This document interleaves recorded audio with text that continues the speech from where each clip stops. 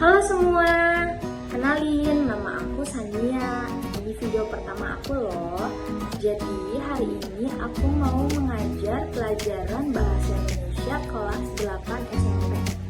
Nah, untuk tema hari ini kita akan belajar bareng-bareng tentang cerita rakyat.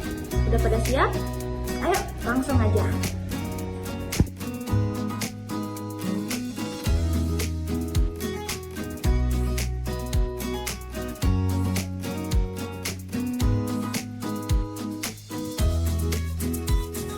Sebelum kita mulai materinya, jangan lupa like dan subscribe ya. Yuk, langsung aja check it out. Sebelumnya kalian udah pada tahu belum sih cerita rakyat itu apaan? Nah, aku punya sedikit definisi tentang cerita rakyat. Jadi cerita rakyat itu cerita yang berasal dari masyarakat zaman dahulu.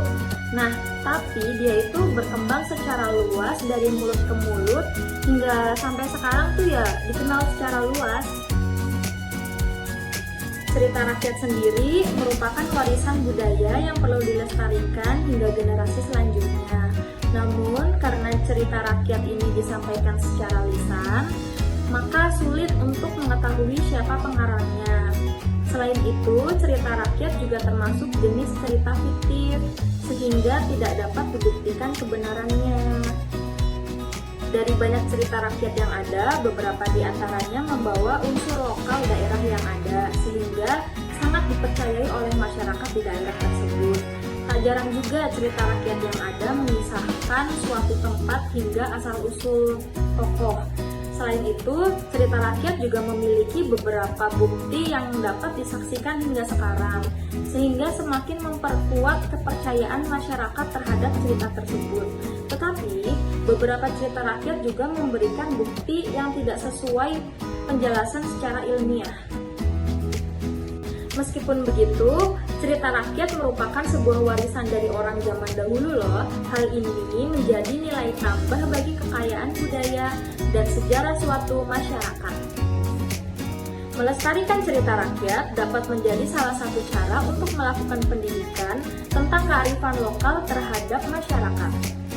Melestarikan kekayaan budaya yang dimiliki Indonesia membuat cerita rakyat cepat tersebar di kalangan masyarakat. Banyak daerah di Indonesia yang memiliki folklore atau cerita daerahnya masing-masing. Cerita rakyat sendiri memiliki fungsi sebagai sarana pendidikan, sarana hiburan, serta sosial dan budaya. Cerita rakyat itu memiliki beberapa jenis, diantaranya ada mitos, ada legenda, ada dongeng. Nah, di antara cerita rakyat yang ada di Indonesia, aku paling tertarik dan mau sharing juga nih ke kalian. Judul cerita ini, Roro Jonggrang.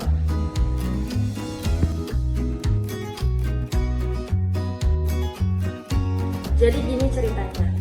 Dulu di desa Prambanan ada sebuah kerajaan yang dipimpin sama Prabu Baka. Dia punya anak gadis yang cantik banget, namanya Roro Jonggrang. Suatu hari Prambanan dikalahkan oleh kerajaan Pangging. Nah, kerajaan itu dipimpin sama Bandung Bondowoso. Waktu itu Prabu Baka tewas di medan perang. Dia dibunuh sama Bondowoso yang terkenal sangat sakti. Setelah itu, Bandung Bondowoso kemudian menempati istana Prambanan. Nah, dia melihat putri dari Prabu Baka yang cantik banget, Roro Jonggrang. Nah, setelah itu dia tuh timbul keinginannya untuk memperistri Roro Jonggrang. Roro Jonggrang tahu kalau ayahnya itu dibunuh sama Bandung Bondowoso. Karena itu juga dia mencari akal untuk menolaknya. Lalu, Roro Jonggrang mengajukan syarat untuk dibuatkan 1000 buah candi dan 2 buah sumur yang dalam. Semuanya harus selesai dalam semalam. Bandung Bondowoso pun menyanggupi persyaratan Roro Jonggrang.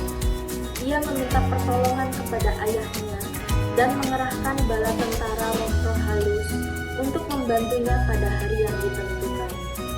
Pukul 4 pagi, hanya tinggal 5 buah candi yang belum selesai dan kedua sumur hampir selesai. Mengetahui 1000 candi sudah hampir selesai, Roro Jonggrang ketakutan Apa yang harus aku lakukan untuk menghentikannya? Pikiran cemas membayangkan ia harus menerima pinangan Bandung Bondowoso yang udah membunuh ayahnya. Akhirnya ia pergi membangunkan gadis-gadis di desa Prambanan dan memerintahkan untuk menghidupkan obor-obor dan membakar jerami, memukul alu pada lesung, dan menaburkan bunga-bunga yang harum. Suasana saat itu menjadi terang dan riuh. Semburat merah memancar di langit dengan seketika. Ayam jantan pun berkokok bersahut-sahutan. Mendengar suara itu, para roh halus segera meninggalkan pekerjaan. Mereka menyangka hari telah pagi dan matahari akan segera terbit. Pada saat itu, hanya tinggal satu buah candi yang belum dibuat. Bandung Bondowoso sangat terkejut dan marah menyadari usahanya telah gagal. Dalam amarahnya, Bandung Bondowoso mengutuk Roro Jonggrang menjadi sebuah arca untuk melengkapi sebuah candi yang belum selesai itu. Batu arca Roro Jonggrang diletakkan di dalam ruang candi yang besar. Hingga kini, candi tersebut dinamakan dengan Candi Roro Jonggrang. Sementara itu, candi-candi di sekitarnya disebut dengan Candi Sewu atau Candi Seribu, meskipun jumlahnya belum genap 1000. Nah, dalam cerita rakyat, nanti kita akan menganalisis unsur intrinsiknya. Nah, unsur intrinsik itu apa aja sih? Ayo kita lihat. Unsur intrinsik itu ada 7. Yang pertama itu tema, yang kedua itu ada tokoh, yang ketiga alur cerita, yang keempat latar, yang kelima gaya bahasa, yang keenam itu ada sudut pandang, dan yang terakhir itu amanat. Jadi dalam pertemuan di video kali ini, saya ingin ngasih kalian tugas individu.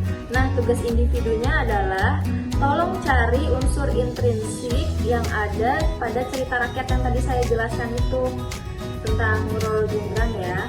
Lalu untuk tugas kelompoknya saya minta tolong buat satu kelompok isinya 5 orang ya.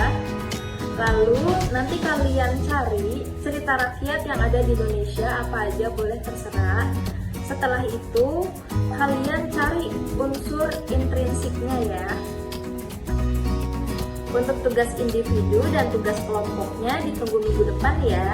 Jadi pada pertemuan minggu depan setiap kelompok itu mempresentasikan hasil tugas bersama kelompoknya di depan kelas. Nah, nanti kalian ceritakan tuh.